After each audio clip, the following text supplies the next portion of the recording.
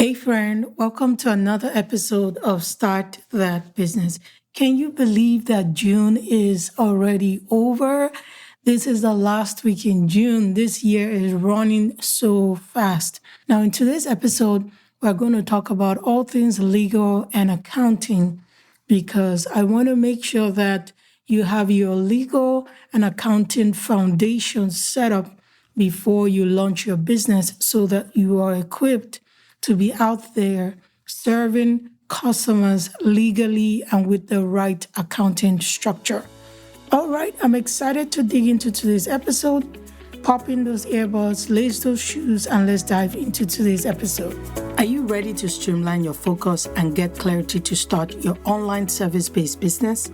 Are you tired of struggling with lack of clarity, self-doubt, and the fear of being a public failure?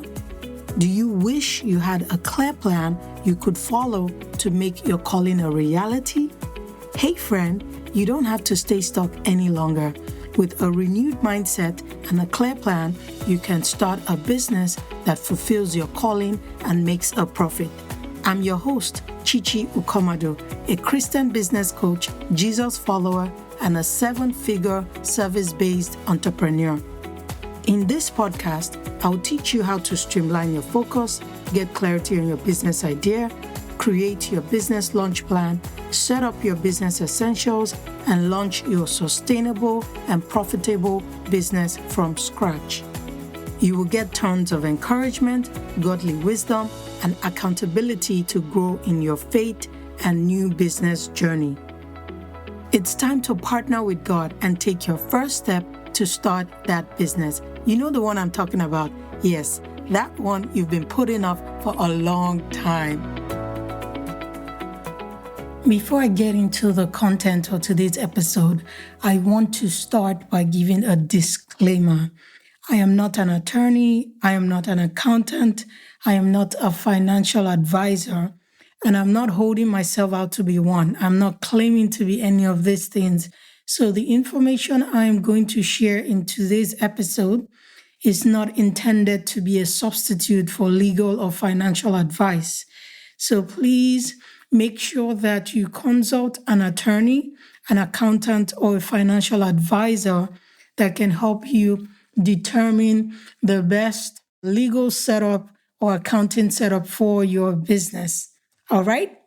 Okay, now that we have that out of the way, the must-have legal and accounting steps you need to take to launch your service-based business, I will start with the legal. So for the legal, the first step you need to take is to register your business legally. Now, from my experience of being an entrepreneur for 12 years, going to 12 years this year, I know that there are 3 main types of business entity structures. So you have the sole proprietor, you have the limited liability company, also known as LLC, and you have the incorporated or the incorporation. So these are the 3 legal entities you can set up for your business. Now, you will want to consult an attorney depending on where you are starting your business, depending on the country or the state where you're starting your business. You want to consult an attorney to find out which of this legal entity will work best for the service-based business you're trying to start. Now, in my experience, the LLC, in some parts of the world, they call them limited instead of LLC. So depending on where you're listening from, it might be called LLC in your country, or it might be called limited. I found that an LLC is one of the easiest legal structures to set up, and it offers a very good protection from your personal assets. So if you're looking for protection for your personal assets, you want them separated from your business assets, an LLC gives you that protection. A sole proprietor or a DBA, it doesn't provide any legal protection on your personal asset because as a sole proprietor, you and your business are one. So if someone sues you, they are coming for your personal property. Again, I am not an attorney. I'm just speaking from my years of experience running a business.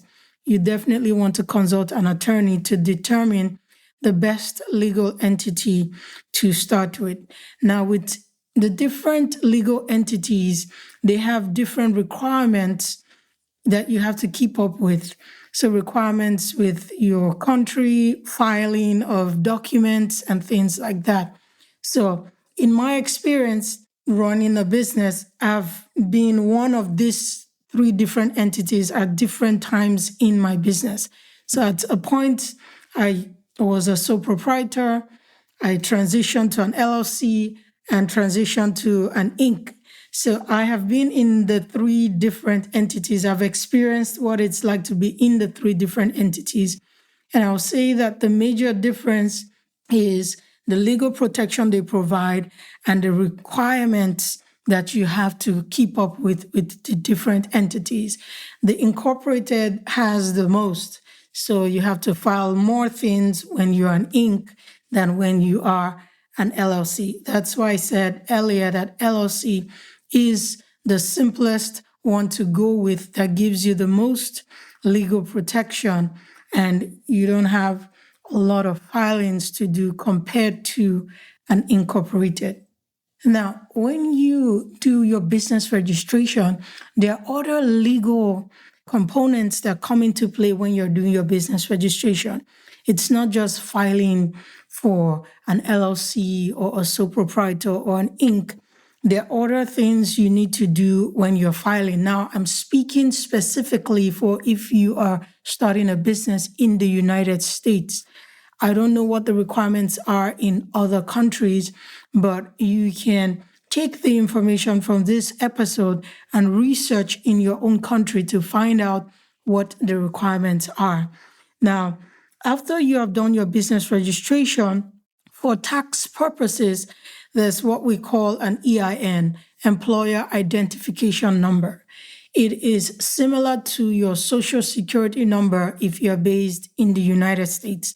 Your EIN is a number that uniquely identifies you as a business, and you use that to also file taxes with the government. So these are things that are created as part of your business registration when you're registering your business legally. Another thing that I've seen that also comes with the business registration package is what I call an operating agreement. An operating agreement simply states how your small business or your service-based business is going to run, who is in charge, who makes decision, who, if the government is to reach out to someone in the business, who are they going to reach out to? Who is the owner? What percentage of ownership do they have? So these are all the things that are specified in an operating agreement. After you do your business registration, you also get what is called an Articles of Organization from the Secretary of State, where you file for your LLC, Inc., or where you do your business registration. So all these things come with your business registration. Then if you're based in the US, there's a new law that came out, I think it came out last year, where every owner of a limited liability company is required to report a beneficiary ownership information. And this is now mandatory by the US Department of Treasury. It came into effect as of January 1st of 2024. So these are also part of the things you take care of when you are doing your business registration. These things are important to set up so that you don't run into any legal issues as you run your business. No one comes to sue you, or the government doesn't audit you because you don't have these things set up. Another thing I have also seen that comes as a package in a business registration is what I call a bank letter or a bank resolution. What that simply means is a letter you get when you register your business that tells any bank you go to open an account that you are legally authorized to open an account for that business. Now, Some banks might not require it. Some banks, once you present your articles of organization or your business registration documents and your EIN, that is sufficient for you to open a business bank account. For some other banks, they require you to have that bank letter. So these are some of the things that come as a package when you do your business registration. Now, the easiest way I found to take care of your business registration is to work with an attorney that offers business registration services. And I'm going to recommend two to you. The first one is thelegalpreneur.com. And I'm going to put a link to their website in the podcast description. They offer business registration services specifically for LLC setup, which in my opinion is sufficient if you are starting a service-based business. An LLC will serve you and work perfectly. Thelegalpreneur.com, they offer LLC filing services, and they're able to take care of some of the things I mentioned. So when you sign up for their LLC service to register your business, they create your operating agreement for you. They provide your LLC articles of organization. They help you file for your EIN, which is your employer identification number with the IRS if you're in the US. And they also take care of the new requirement I spoke about, which is the beneficiary ownership information that is now required for every LLC owner. They also help you handle that report. So it's a no-brainer. If you are ready to register your business and launch it legally, I highly recommend using thelegalpreneur.com. Another service that is similar to thelegalpreneur.com is called 1-800accountant.com. They also offer business registration services. So with their service, when you sign up for their service, they also provide the articles of organization, like I mentioned. They do a verified name availability search. What does that mean? So they search and make sure that your business name is not already registered by someone else. So they do a name availability search, making sure that your LLC name is unique and nobody is going to come and sue you later because you registered a business name that is the same as theirs. They also offer tax savings consultation, so they can have a consultation with you and tell you how you can save on your taxes. They also do the EIN filing for you with the IRS. They do that. They also create a customized operating agreement for you. And they provide the banking resolution or the bank letter that I spoke about earlier. So these are two resources that you can leverage if you're ready to register your business legally so that it is set up properly.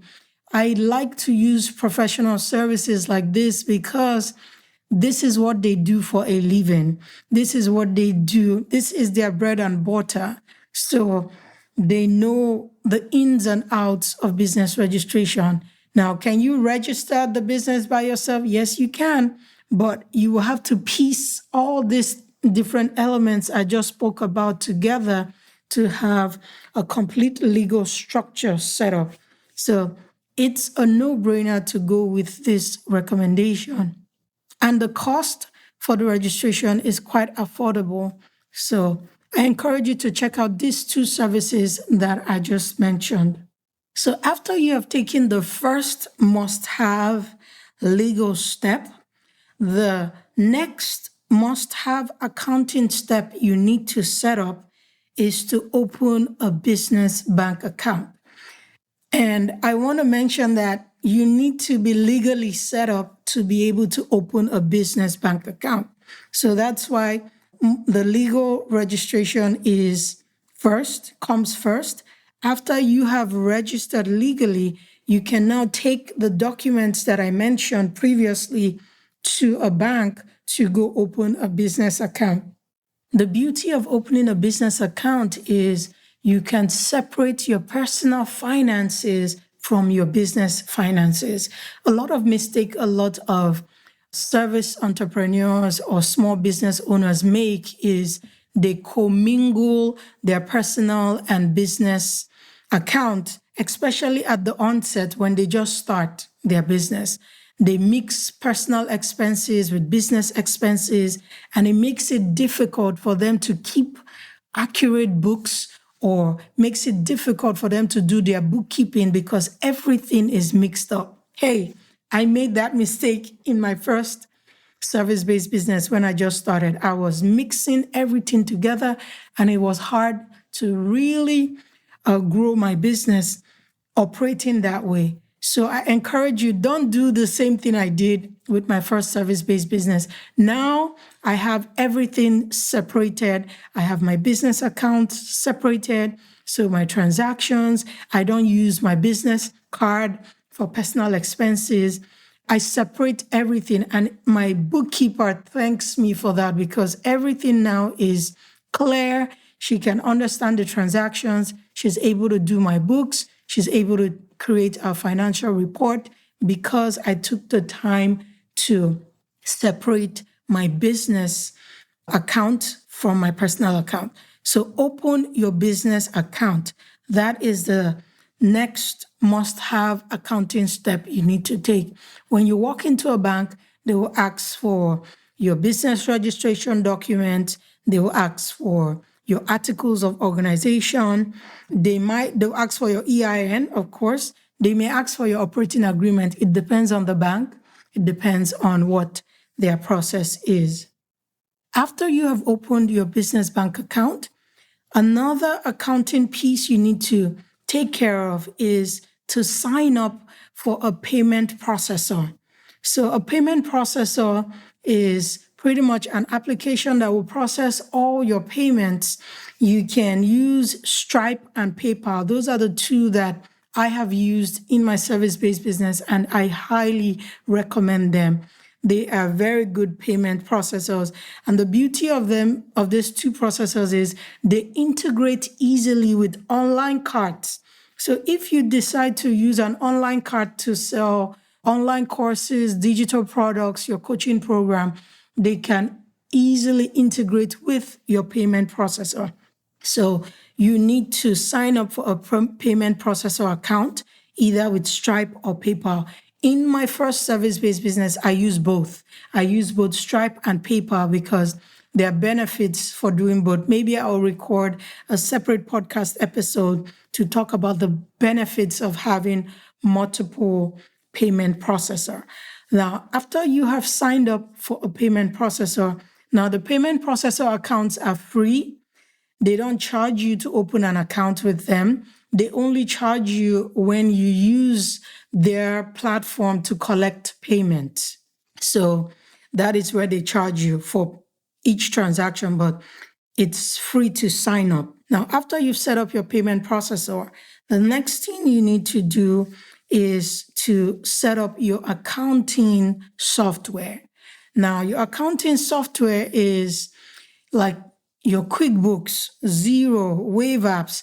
This is the app you're going to use to manage the different transactions, expenses, payments you make to yourself, payments you make to employees where you hire them. This is the software that your bookkeeper will use to manage your books. This is where your accountant will create your financial report. So you need to sign up for an accounting software. You can choose either QuickBooks, Xero, Wave Apps. There are tons of them out there, but consult with an accountant to determine which accounting software will work best for your service-based business. Once you have these three pieces set up, you have a solid accounting structure that will carry your service-based business, and you can scale with this structure as you grow your business. The resource I mentioned earlier, which was 1-800-accountant.com, can also help you set up some of these accounting steps that I just mentioned. So you definitely want to check them out.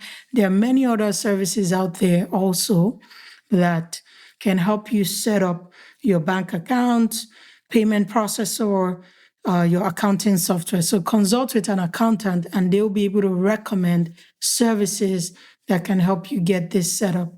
All right, let's recap real quick. Must have legal and accounting steps to launch your online service-based business. The first one is to set up your legal business entity or set up your business registration. And the second one is to set up or open your business bank account and also your accounting software setup.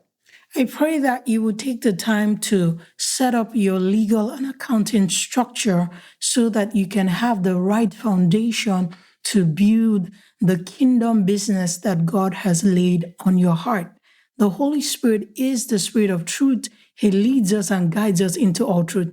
And I pray that He will lead you to the right legal and accounting professional or financial advisor that will help you set up the right legal and accounting structure for your business. I pray all this in Jesus' name. Amen. I would love it if you can leave a review for this podcast on Apple Podcast or the podcast app you're using to listen. This is the number one way I know you are getting value from the content on this podcast. Thank you for listening to today's episode. I hope you learned something new and you were encouraged to take action. If so, will you stop right now and share this episode with someone so they can get the help you just got? I would also love it if you can leave a review for this podcast on Apple Podcast or the podcast app you're using to listen. This is the number one way I know you're getting value from the content on this podcast.